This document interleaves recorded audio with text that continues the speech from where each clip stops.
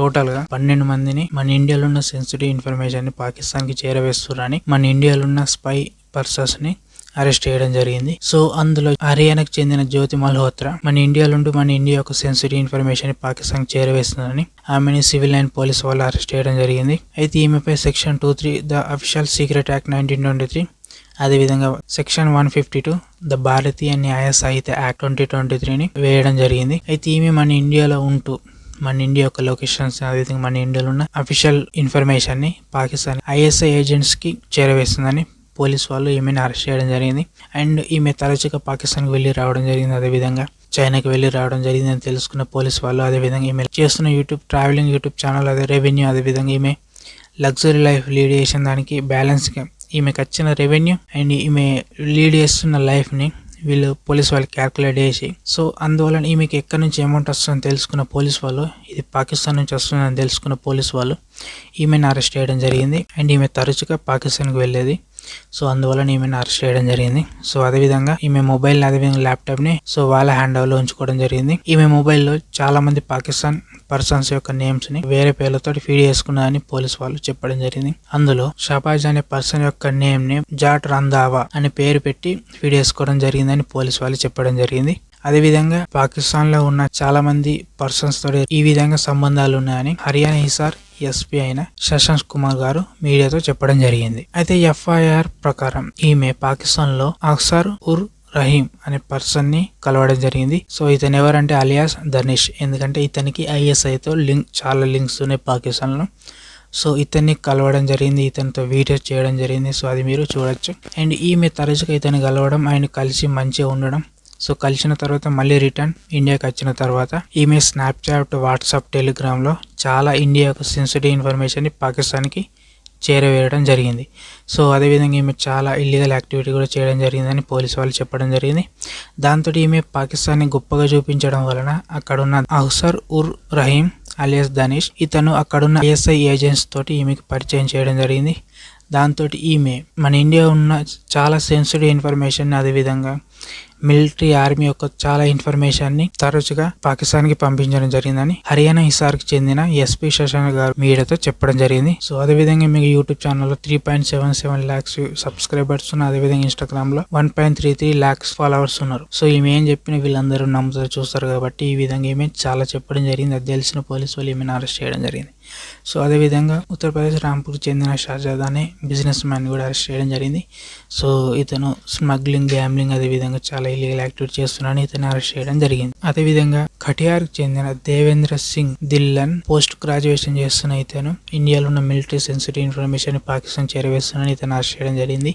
So అదేవిధంగా ఇతన్ని ఇంకో కేసులు కూడా అరెస్ట్ చేయడం జరిగింది. అది ఫేస్బుక్ లో గన్స్ అనే ఇల్లీగల్ యాక్టివిటీ చేస్తున్నాడని ఇతన్ని అరెస్ట్ చేయడం కూడా జరిగింది. అయితే ఇతని ఇన్వెస్టిగేషన్ చేసినప్పుడు ఇతను చెప్పిన నిజాలు ఏంటంటే ఇండియన్ ఎయిర్ ఫోర్స్ యొక్క స్టేషన్ యొక్క సెన్సిటివ్ ఇన్ఫర్మేషన్ పాకిస్తాన్ కు చేరవేశాడని ఇతను చెప్పడం జరిగింది. అదేవిధంగా ఇతని యొక్క స్నాప్చాట్ ని డిలీట్ చేయడం జరిగింది. సో ఆ స్నాప్చాట్ యొక్క డేటాని పోలీసు వాళ్ళు రికవరీ చేయడం జరుగుతుంది. సో అదేవిధంగా స్నాప్చాట్ యొక్క డేటా అనేది రికవర్ అయిన తర్వాత పూర్తిగా చెప్పడం జరుగుతుందని పోలీసు వాళ్ళు చెప్పడం జరిగింది. అదేవిధంగా అండ్ ఇండియాలో ఉన్న అండ్ వాట్సాప్, ఇన్స్టాగ్రామ్ లో కూడా చాలా క్రైమ్స్ అనేది చేయడం జరిగింది. అదేవిధంగా పాకిస్తాన్కి చాలా ఇన్ఫర్మేషన్ చేయడం జరిగిందని పోలీసు వాళ్ళు ఇతన్ని అరెస్ట్ చేయడం జరిగిందని పోలీసు వాళ్ళు చెప్పడం జరిగింది. అండ్ ఇంకొక పర్సన్ మొహమ్మద్ ముర్తాజా అలీ, ఇతను సొంతంగా ఒక అప్లికేషన్ క్రియేట్ చేసి దాన్ని పాకిస్తాన్లో ఉన్న ఐఎస్ఐ ఏజెంట్స్ తోటి లింక్ పెట్టి ఇతను చాలా ఇన్ఫర్మేషన్ని, ఇండియాలో ఉన్న చాలా సెన్సిటివ్ ఇన్ఫర్మేషన్ని అండ్ చాలా లొకేషన్స్ని, చాలా ప్లేసెస్ని క్యాప్చర్ చేసి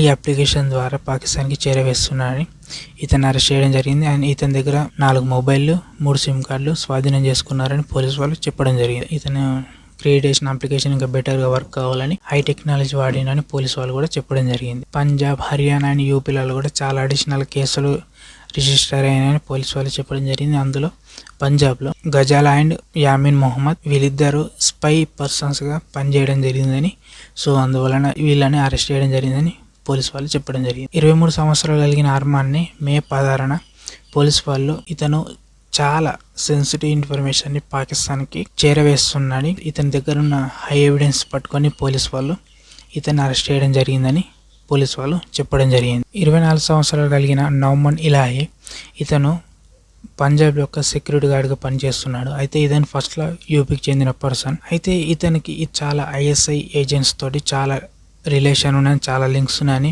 పోలీస్ వాళ్ళు తెలుసుకోవడం జరిగింది. ఇతని యొక్క బావమరిది బ్యాంకులో చాలా అమౌంట్ని పాకిస్తాన్కి చేరవేయడం జరిగిందని ఇది తెలుసుకున్న పోలీస్ వాళ్ళు ఇతన్ని అరెస్ట్ చేయడం జరిగింది. అమృత్సర్లో పంజాబ్ పోలీస్ వాళ్ళు పాలక్ షేర్ మసిక్, సూరజ్ మసిక్. అయితే వీళ్ళిద్దరూ డైలీ వేజెస్ అంటే ఇతను ఐఎస్ఐ దగ్గర నుంచి డబ్బులు తీసుకొని చాలా సెన్సిటివ్ ఇన్ఫర్మేషన్ని పాకిస్తాన్కి చేరవేస్తున్నారని ఆరోపణలు ఉండడం వల్ల వీళ్ళని అరెస్ట్ చేయడం జరిగిందని పంజాబ్ పోలీస్ వాళ్ళు చెప్పడం జరిగింది. అయితే వీళ్ళు మాదక ద్రవ్యాలు, అదేవిధంగా డ్రగ్ ఇల్లీగల్ యాక్టివిటీ ఇవన్నీ చేస్తున్న వీళ్ళకి ఇంతకుముందు ఫస్ట్లో వీళ్ళ మీద ఎలాంటి నేరాలు లేవు.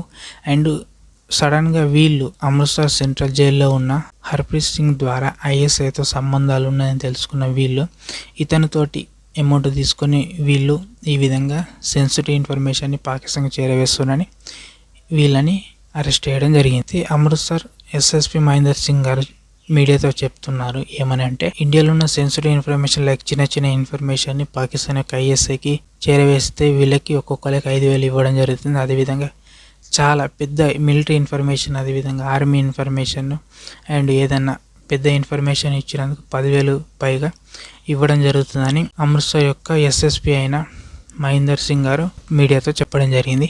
సో అదేవిధంగా అయితే వీళ్ళు ఇంతకుముందు drug dealing and drug courier చేసేవారని అండ్ ప్రజెంట్ వీళ్ళు స్పై పర్సన్స్లా పనిచేస్తున్నారని అమృత్సర్ ఎస్ఎస్పీ అయిన మహేందర్ సింగ్ గారు మీడియాతో చెప్పడం జరిగింది. ఈ కేసులలో పోలీసు వాళ్ళు అఫీషియల్ సీక్రెట్ యాక్ట్, అదేవిధంగా ఇన్ఫర్మేషన్ టెక్నాలజీ యాక్ట్ వీళ్ళపై ప్రయోగించారు. అదేవిధంగా వీళ్ళు పూర్తిగా ఇన్వెస్టిగేషన్ చేసిన టైంలో వీళ్ళిద్దరి దగ్గర ఆర్డిఎక్స్ బ్లాస్ట్ పదార్థాలు దొరికాయని పోలీసు వాళ్ళు చెప్పడం జరిగింది. పంజాబ్లో సుఖ్ప్రీత్ సింగ్, అదేవిధంగా కరణ్ప్రీత్ సింగ్ని వీళ్ళు ఇండియాలో ఉంటూ ఇండియా యొక్క సెన్సిటివ్ ఇన్ఫర్మేషన్ ని పాకిస్తాన్ చేరవేస్తున్నారని పంజాబ్ డీజీపీ అయిన గౌరవ్ యాదవ్ గారు మే 19న ట్వీట్ చేయడం జరిగింది. పంజాబ్, అదేవిధంగా హిమాచల్ ప్రదేశ్, అదేవిధంగా ఉత్తరప్రదేశ్లో చాలా కేసెస్ అవుతున్నాయి. సో అందులో ఇప్పటికీ టోటల్గా 12 మంది స్పై పర్సన్స్ని పోలీసు వాళ్ళు పట్టుకోవడం జరిగింది. సో అదేవిధంగా వీళ్ళ దగ్గర ఉన్న ఇన్ఫర్మేషన్ లాక్కొని అండ్ ఫర్దర్గా ఇన్వెస్టిగేషన్లో ఎంతమంది ఉన్నారని తెలుసుకున్న తర్వాత అందరికి చెప్తామని పోలీసు వాళ్ళు మీడియాతో చెప్పడం జరిగింది. సో ఇలాంటి దేశద్రోహులు మన ఇండియాలో ఉండడం వలన